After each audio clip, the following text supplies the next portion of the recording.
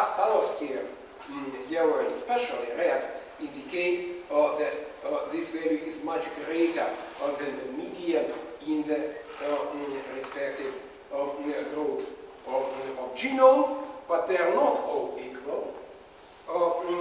The Cas genes and those that are involved in the first adaptation stage, like Cas1 and Cas2, are subject to relatively strong selection, which may be close to the average in the respective genes, whereas others are subject to much weaker selection. And what is particularly interesting, what we find particularly interesting, is that the highest DNA over DS values are observed for the enzymatically active rats, suggesting that here positive selection, actual adaptation, might be seen. Now I would like to show the paper which introduced this work that we rather recently published with a group of colleagues from Toronto, which sort of takes us back to the repair functions. You see, I don't want to think that we have been completely in error 8 years ago, then we predicted that this was a repair system. Indeed, the inactivation of the Cas1 gene in E. coli led to rather unexpected results to the kinds of phenotypes that are characteristics of mutants in DNA repair genes. And that is well compatible with the stronger selection affecting these genes. It's just possible that they have dual functions as in the immunity system, CRISPR-Cas, and in other systems such as repair. We recently did sort of a very large, comprehensive analysis of the genomics of different defense systems in prokaryotes, and in the process found an interesting feature of Cas, CRISPR-Cas systems, in which they differ from other defense systems such as restriction, modification, and abortive infection, and toxin antitoxins. Different functional categories of genes generally tend to scale differentially with the genome size. Some functional classes of genes increase proportionally to genome size, others increase less than proportionally, and yet others more, faster than proportionally. So here we interestingly found that while the abundance of restriction modification systems and abortive infection systems and toxin and antitoxin systems was roughly proportional to the genome size, or even scaled faster than linearly. The CRISPR-Cas systems showed no scaling whatsoever. There was no dependence between the abundance of these systems and genome size. We are struggling to understand why, and I may get some insights into this a little bit later. So speaking of, and this may be relevant to what I just said, speaking of the comparative genomics and global ecology of the CRISPR-Cas systems, we did a complete survey. And what we found that altogether, the Cas1 gene, which is the best marker of the CRISPR-Cas system, is found in a little bit less than half of the available genomes of bacteria in archea, but different groups of bacteria in archea show very different proportions of genomes that have or do not have the CRISPR-Cas system. Again, attesting to the extremely dynamic character of the evolution. But one pattern here is extremely prominent, and that is the much greater representation in the archea.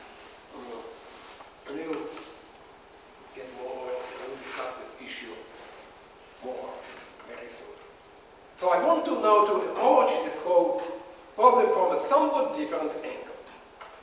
Because the Cas genes came up in another study we did quite a few years ago, completely independent from the one to which I referred in the beginning. And the goal of that study was to identify, by comparative genomics, quite objectively, potential genomic determinants of the hyperthermophilic phenotype, which is characteristic of many archaea and a few and some bacteria. So we, to put it very, very plainly, we are looking to identify genes that are highly overrepresented, statistically significantly overrepresented in hyperthermophilic organisms compared to mesophilic and modern thermophilic.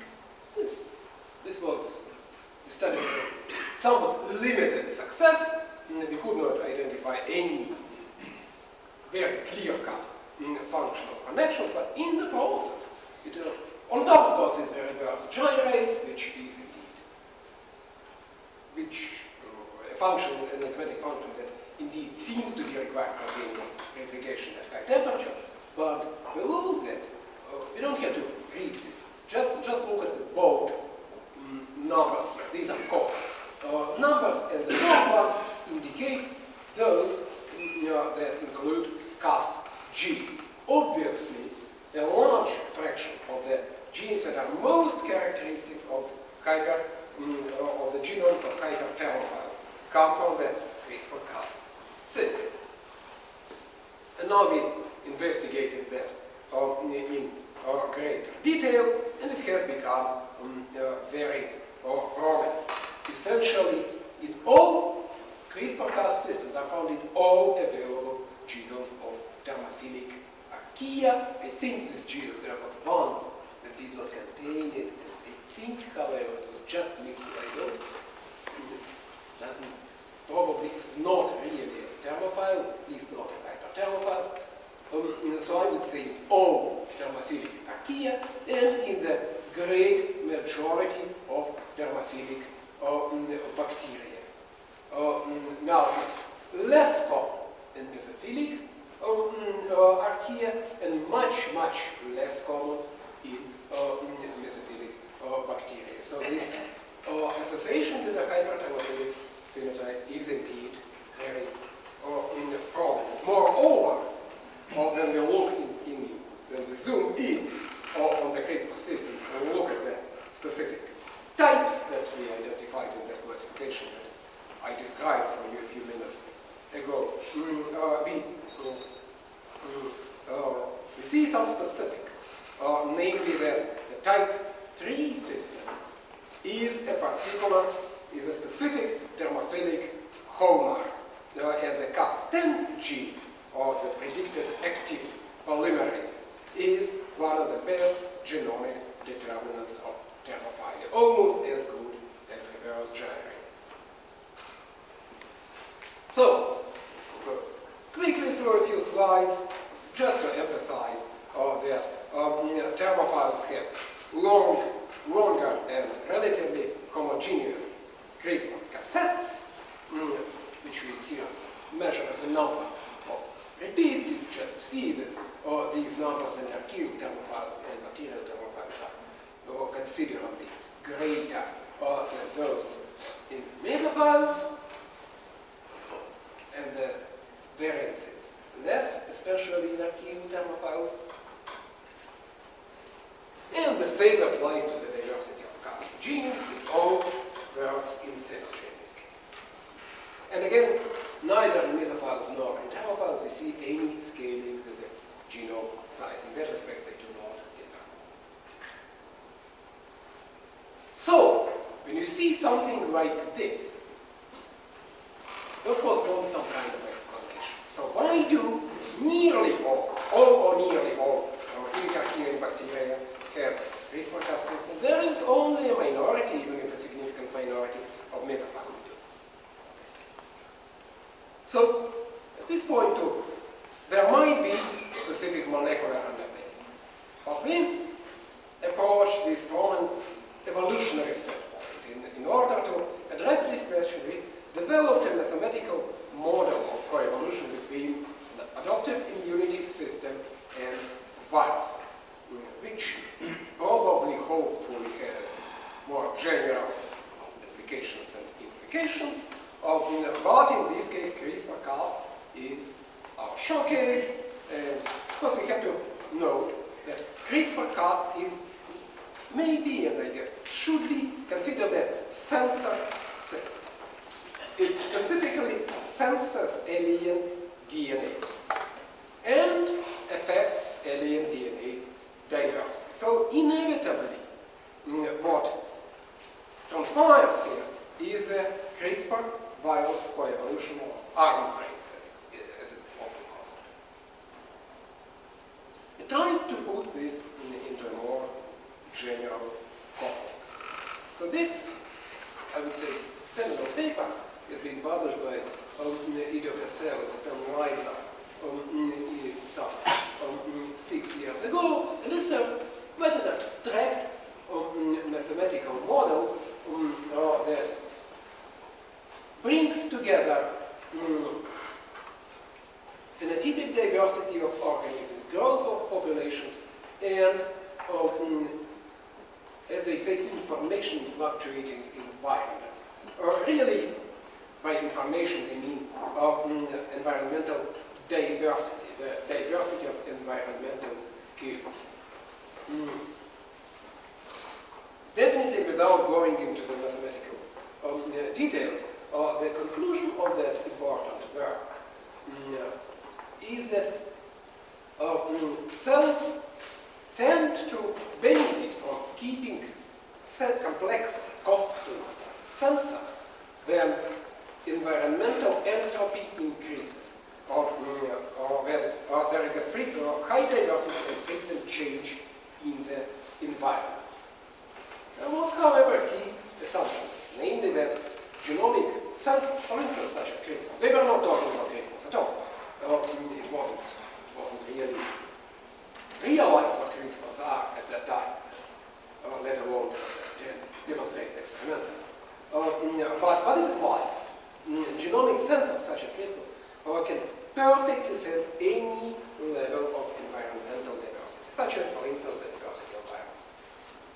I suppose this is not really,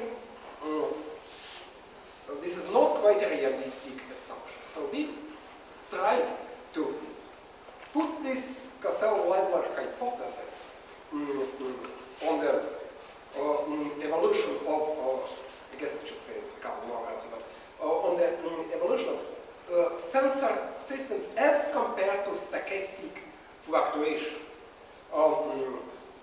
Because what the model suggested is that when the environmental change is frequent and the environmental diversity is high, it pays off to maintain complex sensing, specific sensing systems. On the other hand, when the environment change not too often fluctuates slowly, it makes more sense for the organisms to just function by stochastic fluctuation in the hope, so to speak, to be adapted through some of these fluctuations to the changing environment. So we tried to test that hypothesis for the more realistic type of sensor that provides incomplete information about the environment. So there are two major additions to that model, and the first of these was the ability to gain, presumably through horizontal gene transfer, or lose by deletion the entire CRISPR locus, and that is completely realistic. We know of many pairs of closely related genomes where one has this system, the other doesn't, and sometimes we find remnants, so clear, beyond any doubt of this happens. And then we introduced the